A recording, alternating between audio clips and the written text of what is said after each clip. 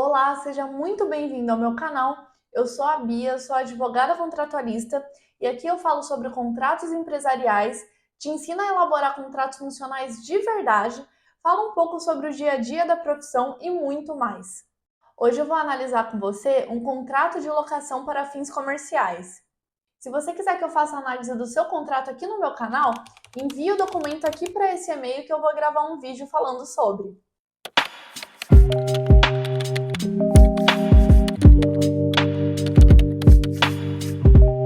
Primeira coisa, quando a gente for elaborar um contrato de locação, é observar a lei do inquilinato, que é a lei número 8.245 de 91. Essa lei também vai se aplicar para os contratos de locação de imóvel residencial, só que aqui o nosso foco, é na locação para fins comerciais. Então, aqui nesse contrato que a gente está analisando, ele começa ali fazendo a qualificação das partes, coloca o endereço completo, todos os dados, o CNPJ, no caso de empresa, os dados do representante dessa empresa. Eu senti falta aqui nessa qualificação do endereço eletrônico das partes, do e-mail. Porque normalmente eu gosto de colocar uma cláusula não ali logo no começo, normalmente coloco nas disposições gerais, ou a gente consegue fazer uma cláusula específica para falar das comunicações entre as partes, em que eu vou colocar que a comunicação, o meio de comunicação oficial de ambas as partes desse contrato vai ser via e-mail. Então ali ele segue na cláusula primeira, falando a locadora, por este instrumento, dá em locação ao locatário imóvel de sua propriedade, livre e desembaraçado de quaisquer ônus reais, em perfeitas condições de higiene e conservação, de uso comercial, cito no endereço tal, nesta cidade pelo prazo de 5 anos a partir de 12 de 5 de 2022. Eu não teria colocado aqui nesse contrato o prazo, a duração do contrato logo no objeto. Teria feito uma cláusula só para falar da duração desse contrato. E aqui um ponto bem interessante para a gente se atentar quando estiver elaborando o contrato de locação para fins comerciais é justamente na duração, no prazo aqui. Por quê? Porque na lei do inquilinato, lá no artigo 51, ele vai falar o seguinte: nas locações de imóveis destinados ao comércio, o locatário terá direito à renovação do contrato por igual prazo, desde que cumulativamente, ou seja, ele deve cumprir todos esses requisitos que eu vou falar aqui agora. Primeiro, o contrato a se renovar tenha sido celebrado por escrito e com prazo determinado. Ou seja, um contrato escrito, que nem está aqui, assinado, por ambas as partes, por todas as partes, e com prazo determinado, ou seja, tem prazo para iniciar e tem prazo para acabar, tem um prazo definido, exatamente o prazo é determinado. Segundo ponto, o prazo mínimo do contrato a renovar ou a soma dos prazos ininterruptos dos contratos escritos seja de 5 anos, que é o caso aqui. Esse contrato ele tem a duração de 5 anos, então se encaixa nesse requisito. Terceiro, o locatário esteja explorando seu comércio no mesmo ramo pelo prazo mínimo ininterrupto de 3 anos. Por que é importante dar atenção para esse prazo? Porque pode ser que o locador, parte desse contrato, ele não tem interesse que daqui a 5 anos, quando o contrato chegar ao fim, o locatário tenha direito a essa renovação. Porém, é importante ressaltar que não adianta colocar uma cláusula de que esse artigo 51 não vai ser aplicado, nesse contrato. Por quê? O artigo 45 dessa mesma lei dispõe que são nulas de pleno direito as cláusulas que visem elidir os objetivos desse contrato. Aí, traduzindo para o juridiquês, eu não posso criar uma cláusula que vai contradizer, que vai anular o que a lei está prevendo. Então, eu não posso colocar lá que a parte, o locatário, está impedido de daqui a 5 anos ou no fim desse contrato exercer, esse direito de renovação por igual prazo. Então, nesses casos, o que eu oriento os meus clientes, a fazerem? Caso eles tenham essa questão de não ter certeza ali, enquanto está negociando, que eles vão querer renovar esse contrato, ao fim. De que eles coloquem o prazo, que a duração do contrato seja menor do que 5 anos. Vamos fazer um contrato aí de 24 meses, 36 meses. Isso é ok, é permitido. Você não está ali contradizendo o que dispõe o artigo 51, Então, muita atenção nesse ponto. Já a segunda cláusula, ele vai falar do valor do aluguel e fala que foi ajustado entre as partes no valor tal, serem pagos mensalmente e será reajustado anualmente, de acordo com a variação do IGPM. Atualmente, para o locador, o IPCA tem tido aí um reajuste melhor por ano, tá?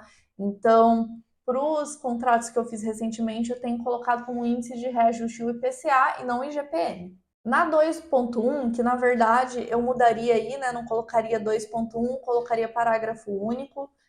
Na verdade, gente, eu melhoraria toda a questão do Visual Law desse contrato, aplicaria, na verdade, né, técnicas de Visual Law, de Legal Design, porque vocês estão vendo aí que está um contrato um pouco chato de ler. Acaba ficando difícil de ler, esse monte de cláusula, palavra difícil, um monte de palavra corrida. Às vezes, para outra parte que está ali recebendo o contrato, ela não tem ideia do que está falando naquele contrato.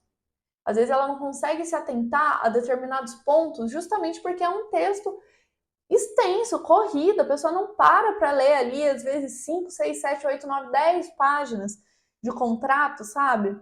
Então, assim, tem técnicas bem interessantes de legal design e também de tipografia, né? Que a tipografia vai fazer parte do legal design, que a gente pode usar ali, né? Uma fonte, um espaçamento, um respiro nessa página para que torne a leitura mais agradável e mais fácil de compreender. Então, continuando, nessa cláusula aqui que ele chamou de 2.1, mas que seria um parágrafo único da cláusula segunda, ele diz que o pagamento dos aluguéis será feito na sede da locadora nesta cidade até o dia 10 de cada mês, sob pena de incorrer a locatário em multa de 2% sobre o valor do aluguel mensal, mais correção monetária e juros de mora pelo período em atraso. Aqui, quem redigiu o contrato escolheu que essa multa, né, seja de 2% sobre o aluguel mensal. Mas é interessante aqui a gente ressaltar que a lei do inquilinato ela não estipula um valor mínimo ou um valor máximo para essa multa, tá? O que acontece é que dependendo do estado em que você reside, os tribunais de alguns estados acabam definindo ali o que é uma porcentagem, né, uma cláusula abusiva de multa ou não. Essa questão vai depender mesmo do estado em que você reside e onde está o imóvel, né, objeto ali da locação. Então, eu costumo colocar até o valor de 10%, tá, de multa, que é um valor ok, que tem sido bem aceito. E também acho legal aqui falar que tem alguns projetos de lei em andamento para que seja fixado o valor de até 12% ao ano, tá, para essa multa aqui. Porém, são só projetos de lei, não tem nada ainda, né, definido. Na cláusula terceira, ele fala que ficarão a cargo da locatária as obras que forem exigidas pelas autoridades municipais e sanitárias relativamente à segurança, conservação e higiene do prédio. Aproveitando o gancho aqui dessa cláusula, eu colocaria logo abaixo uma outra cláusula falando da questão do pagamento de impostos e taxas. De quem que vai ser essa responsabilidade? Do locador, do locatário? De quem que vai ser a responsabilidade de pagar eventuais multas pelo atraso, né, no pagamento desses impostos e taxas? E também uma cláusula falando de qual parte vai ser a responsabilidade pelo pagamento de água, gás, energia, internet e outras contas, né, relativa a esse imóvel que está sendo alugado. Na cláusula quarta, ele fala como forma de propagação de suas atividades comerciais é permitido ao locatário fixar letreiros ou faixas e instalar luminosos nas áreas externas do imóvel, desde que não o danifiquem.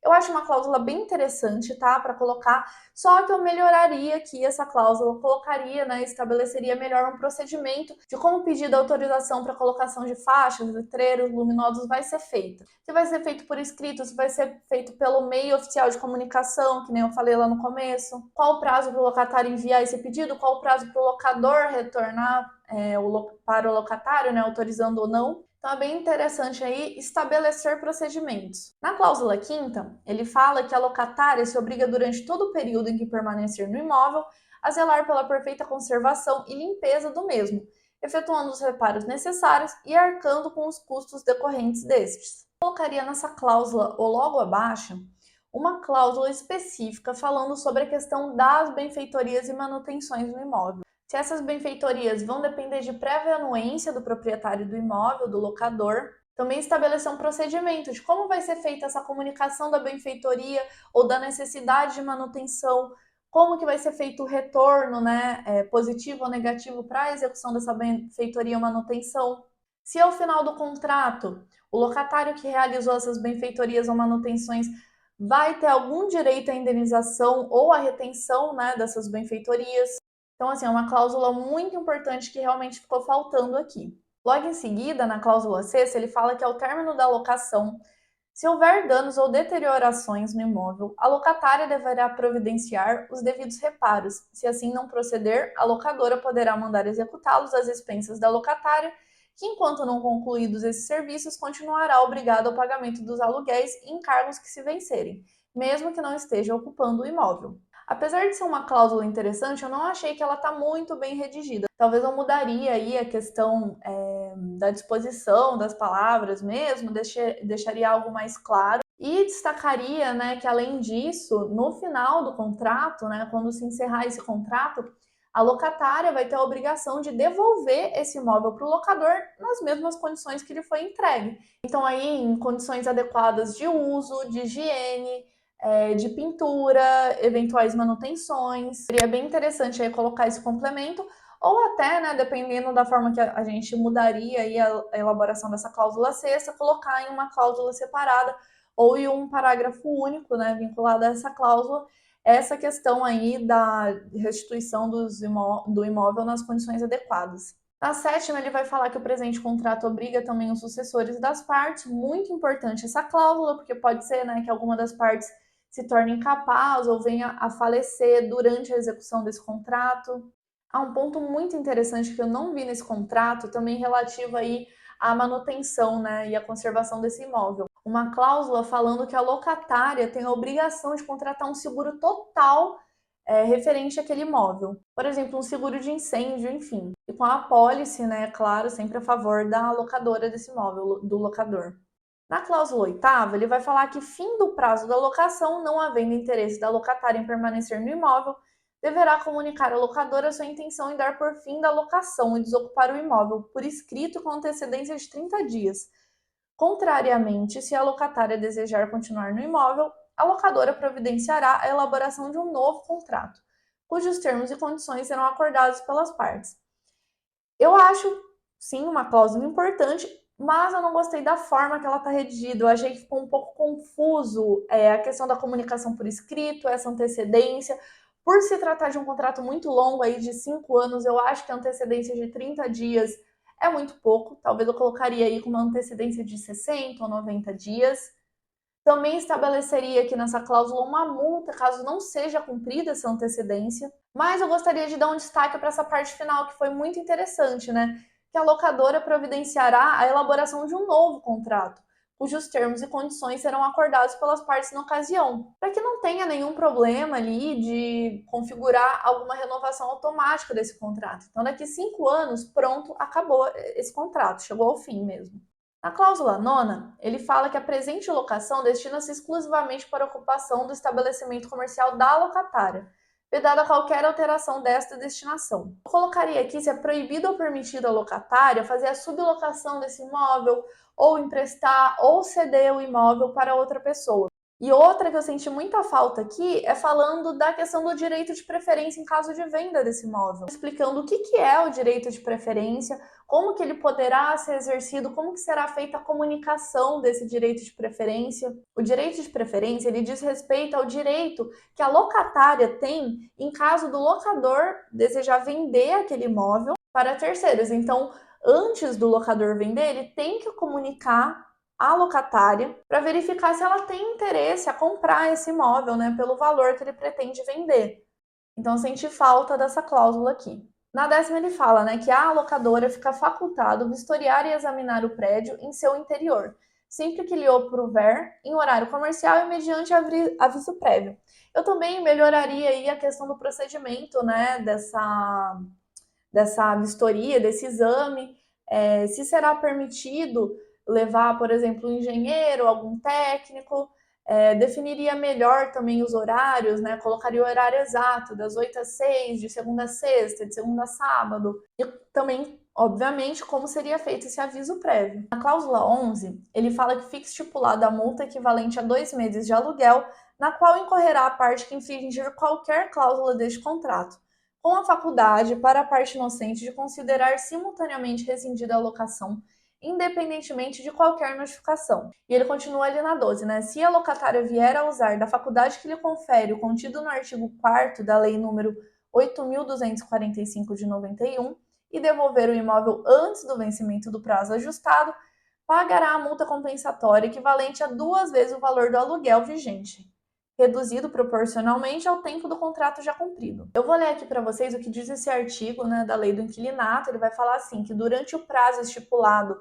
para a duração do contrato, não poderá o locador reaver o imóvel alugado.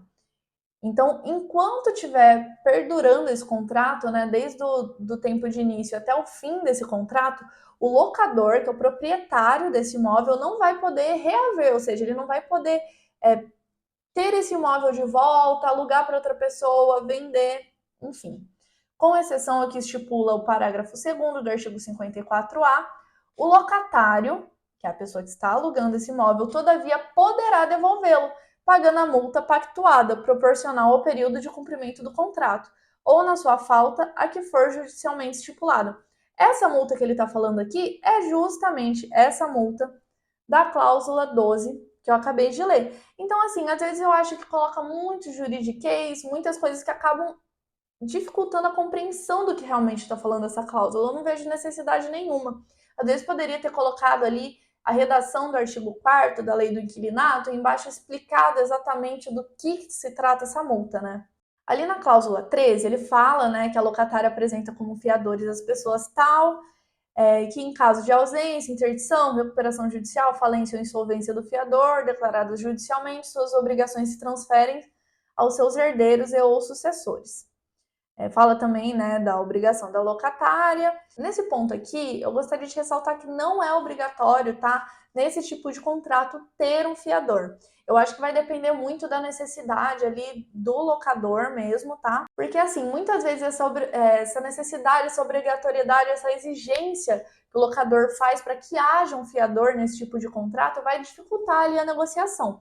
Então, vai ter que entender ali, caso a caso, qual que é o objetivo, quais são as necessidades, né, do seu cliente, que vai ser o locador do imóvel. Na cláusula 15, ele fala que a tolerância das partes a respeito do descumprimento ou inobservância do disposto no presente instrumento não poderá ser considerado como novação ou alteração das cláusulas contratuais. Mais uma vez, né, usou ali o termo novação, acho que poderia ter explicado o que é, para fugir um pouco do juridiquês e deixar esse contrato mais acessível. Mais uma cláusula importante, né, que tem que constar. Na 16ª, ele coloca que as partes elegem o foro da comarca tal para decidir qualquer questão judicial decorrente deste contrato. Nesse ponto aqui, eu também acrescentaria uma cláusula que é bem interessante, falando sobre a possibilidade, né, de caso haja algum litígio, levar esse litígio ali para uma eventual mediação, conciliação, arbitragem. Às vezes é possível até a gente já definir exatamente qual será a câmara de arbitragem responsável pela resolução desse litígio, mas sempre vai depender ali, né, de qual que é o objetivo, quais são os interesses das partes mesmo, mas é uma cláusula, a de arbitragem, que eu considero muito interessante. Depois ele finaliza ali o contrato, né, com o local, a data, a assinatura das partes, dos fiadores, das testemunhas. Então esse foi o nosso contrato aqui analisado de locação de imóveis para fins comerciais. Eu espero que vocês tenham gostado desse vídeo, que tenha ajudado de alguma forma. Se você gostou, deixe seu like aqui, se inscreve no canal que vai me ajudar demais. E muito, muito obrigada por ter visto esse vídeo até o final. Tchau, tchau e até a próxima!